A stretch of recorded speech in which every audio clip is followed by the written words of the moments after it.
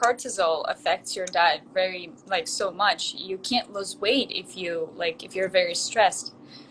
Very much so. If you're in fight or flight, cortisol, adrenaline all the time, it puts Hmm. you in this kind of this sympathetic mode, but you really need to be in that, spend more time in that parasympathetic mode, that rest and digest place. That's why stress management is so important, especially now, because chronic stress actually shrinks your brain.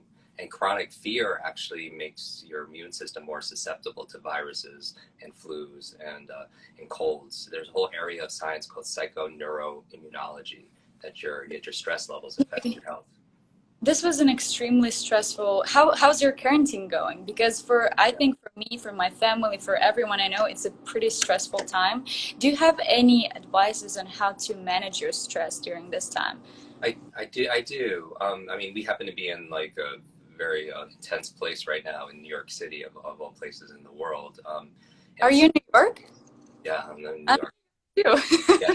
So this is a very interesting place to be in terms of the density of stress. But wherever you are right now, first be kind to yourself, knowing that we've never gone through this as a human species ever before, and so we have this shared experience. And so, if you are going, we're feeling a range of human emotions, and that's okay. So don't judge yourself. I would say the metaphor I'm using is that of cocooning. I feel like we're going through a transformation, and a butterfly is a profound symbol of transformation. We feel like we're a caterpillar in a cocoon, and when a caterpillar feels like it's the end of the world, it actually becomes that butterfly, right? Mm. And so what can you do while you're cocooning? Well, when we're cocooning, we're alone, and we could be alone with our thoughts and alone with our doubts and alone with our fears. So what can you do while you're in this cocoon to come out stronger and wiser and better? 5 quick things, 5 C's. First C is clarity. A wonderful time right now is to get clarity on your life. I believe solitude is a wonderful time for self-reflection. And the Mhm. question you want to ask yourself is, what's most important to me in life? What's most important to me in my job? What's most important to me in my relationships? Because sometimes when you're racing cars through life, you don't take a pause and just check in to make sure you're going in the right direction. And Right. so clarity. And then ask yourself this question, once you know your values, maybe it's love, maybe it's growth, maybe it's contribution, maybe it's adventure, whatever, maybe security and safety, whatever it is for you, then maybe ask yourself a second question, which is, are my actions aligned with those values?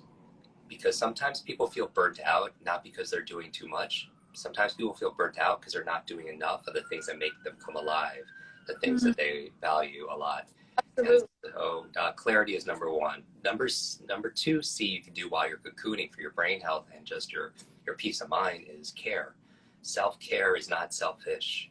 And I don't just mean physical hygiene. Everybody knows to keep 6 feet away and wash your hands, sanitize everything, but Mhm. also mental hygiene.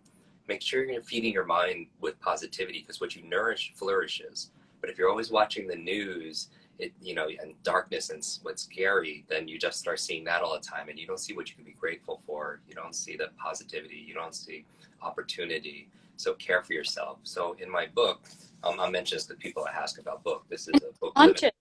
it's called Limitless. When did you launch it? Book just came out, and we were very fortunate. It was instant New York Times bestselling book, #1 Wall Street Journal. But the book is full of things you could do to learn, to read faster, to improve your memory, to I change know habits. the rest of the day.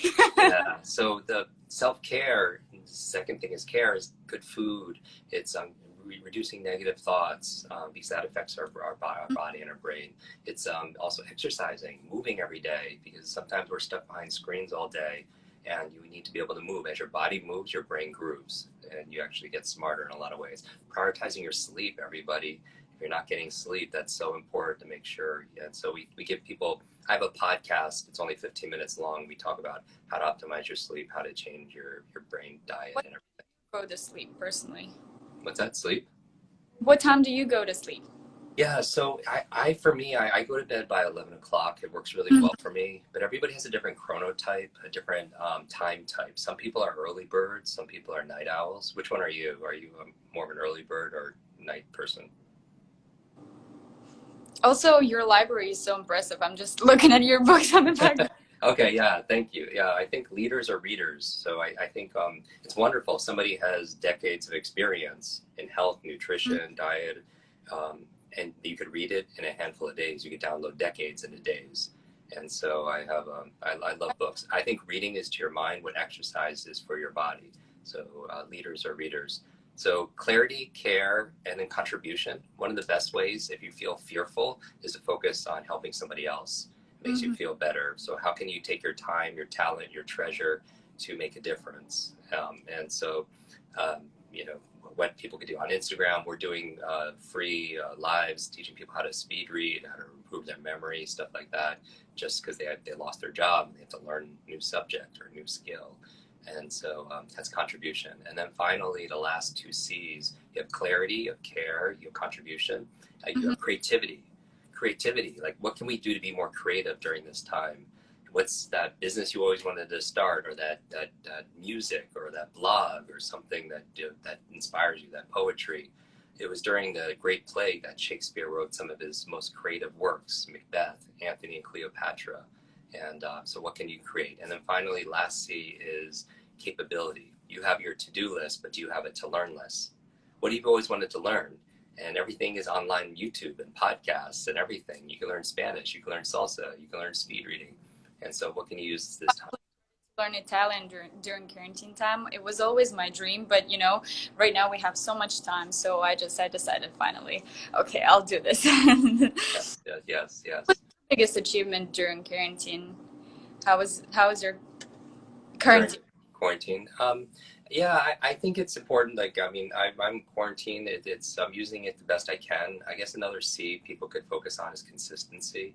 I think it's really important that people have structure. If they're not used to being home all the time, and they're used to like going out for a job or school, and they're here, and you have to set routines. I think first you create your habits, and then your habits create you. It's important that first hour of the day to really to win the day. You have to win that first hour of the day, and that last hour of the day. I think it's really important. For me, during quarantine, I launched this book, which was different because I usually speak around the world, in Europe and Australia and Asia, Africa, all over around the United States. And so all of that was canceled, 30 speaking engagements and book tours. So we've been doing, so we launched the book, and we're donating all the profits to build schools for girls who don't have access to education, healthcare, clean water. And so that we're really proud of that. And, Amazing. Yeah. Amazing. How about you?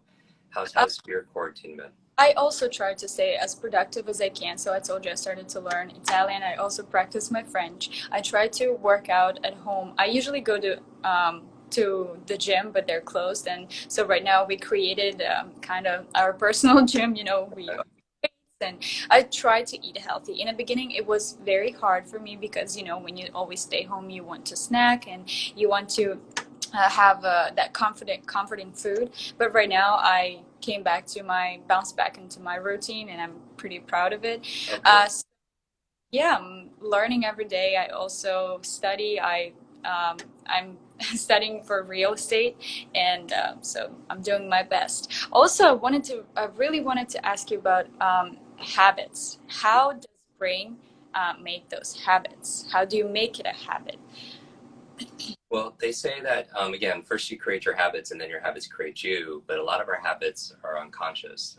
Stanford University says 40% of what we do every single day is habitual. And the challenge is most of us do it unconscious. We don't even realize what we're doing it because we never sat down and designed it that way.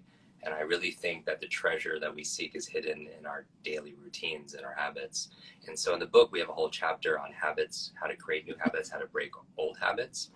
And I talked to, on my podcast, a gentleman by the name of Dr. BJ Fogg, who runs Stanford University Lab, which really focuses on habits. And I believe that the key to habits for it is there's a 3-part formula, is purpose times energy times small, simple steps. And if you feel like you're not motivated, or you're procrastinating and you're not doing the things, exercising or eating right, you need first purpose. You need a reason, because reasons will give you results. And so you have to feel how good it feels to work out, because nobody works out afterwards and say, I wish I didn't do that. You always feel better afterwards, or you always feel good after you eat good food, or you always feel good if you get good night's sleep. But you have to feel that in your heart, because success goes from your head to your heart to your hands. If you have a goal in your head, but you're not acting with your hands, check in with the second H, which is our feelings, our heart. And so purpose is first. And then if you want to be motivated, you also need energy, because you could have purpose to work out, but if you didn't sleep for 3 nights in a row because you're so stressed at what's going on, you're not going to be very motivated to follow through with your habits, because you're not going to have energy. Or if you want to read 30 minutes a day to increase your knowledge, and you ate a big processed meal and you're in a food coma, you're not going to have energy. So you have to do the things that give you energy, otherwise you're not going to follow through on the habit. And then finally, I think the key to habit, besides having purpose and having plentiful energy, managing your stress, putting in perspective energy vampires that steal your batteries and energy, and eating good food, and is the small, simple steps. S3, small, simple steps. The start of a habit is always inch by inch, it's a cinch, yard by yard, it's too hard. So don't overthink it. Think about it, but don't overthink it. Wanting it to be perfect will keep progress from happening. And so instead of maybe working out an hour a day is too hard because if they've never done it before, maybe you're putting on your running shoes. That's a small, simple step. Maybe reading half an hour a day for somebody who's doesn't read regularly is too big. Maybe a small, simple step is opening up the book or reading one line in a page. Or maybe if you don't floss, like flossing one tooth, because you're not going to stop at one tooth, you're going to keep on going. So small, simple step. And the question to get your small, simple step is ask yourself, what is the tiniest action I could take to give me progress towards this goal where I can't fail? And start there. And also, I will be very grateful if you could answer a question about laziness. We all feel lazy sometimes. How does laziness work? Why do we feel lazy? Because we know that, like, we have our biggest dreams, and we know that we have to work hard to get there. But why, even if we are so motivated, why do we feel lazy? Yeah. Okay, so lazy is a choice, right? And then sometimes it's okay. People want to binge watch something on Netflix or anything, as long as they do it by choice and they're using it for time to de-stress or using it for time for entertainment. But if the thing is distraction, the opposite of distraction is traction, and traction means you're making progress towards something. So some people think that they're lazy because they're just watching television, but they're distracting themselves, but they're not distracting themselves because there's nothing that they were going to do other than that. And so I would say, to get over laziness, it's okay to be lazy every once in a while, because maybe your body needs, rest. But if it's because you don't feel, like somebody said, they don't feel worthy, their mindset is, I don't deserve it, or I'm not good enough, or it's not possible for me, that's going to keep you in there. And my friend Dr. Daniel Amen is a brain doctor. He calls them ants, automatic negative thoughts. And you have to reduce and kill those automatic negative thoughts, because your brain is like a supercomputer and your self-talk is a program that will run. So if you tell yourself, I'm not good at remembering people's names, you won't remember the name of the next person you meet, because you program your supercomputer not to. And so I would say, be wary of your thoughts, of where your attention goes, because where your attention goes, that's where your energy goes. And be kind to yourself. There are studies done in self-compassion saying that if you beat yourself up all the time, you're not going to make progress. But if you say to yourself, like, I'm human, and this is understandable, I'm under a lot of stress, I did the best that I could, then it's okay. But I think to get over laziness, find your purpose, right? Like, find the reason, remember the reason for doing these things. Reasons reap rewards, and then break it down into small, simple steps. Don't try to take on the world, start a whole business, or get 1 million followers on Instagram. Just break it down into something that's bite size. And the last question I'm dying to ask you is, what's the biggest advice you would give to younger self? Yeah, that's a great question. One of the biggest advice I would give, but it is to say that you are enough. It's okay to be different. And I would say the key to life really is have the curiosity to know yourself, because that's your superpower. Your uniqueness is your superpower. Have the curiosity to know yourself, and then have the courage to be yourself.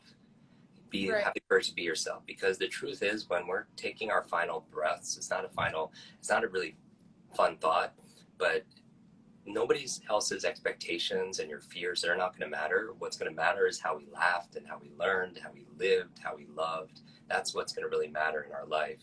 And so if you fuel your life with other people's expectations and their opinions, then you're going to run out of gas. And I would say, my advice would be yourself, trust yourself, love yourself, and get to know yourself. Amen. Thank you so much for joining me today. Guys, if you have more questions, you can go straight to Jim's page and he will definitely answer them. Thank you so much again for Yeah. joining me today. Can I give everybody a small activity they could do right now? I Mm. actually, small, simple steps. I believe one of the fastest ways of learning something is to teach it to somebody else. When you teach something, you learn, you read, or you listen to a podcast, or you watch a video and you learn something, teach it immediately to somebody else because you'll own it more. And one of the ways people could do that is to take a screenshot of this right now, this conversation, and tag us both in it. If they tag us both in it and share what one thing that they're going to do, one small, simple step to make this a brighter day. And I'll repost some of my favorites, and I'll actually send a copy of the book, my new book that just came out, to one person as fun. And people can see that at limitlessbook.com. I would love to see those screenshots. So guys, if you would like to share it with us, we would love to see what you're learning right now and then how we can help you. Thank you so much. Have a beautiful day and stay healthy. Yes, everybody stay safe and strong and sane and sanitized. Amazing. Thank you. Bye bye. Bye bye.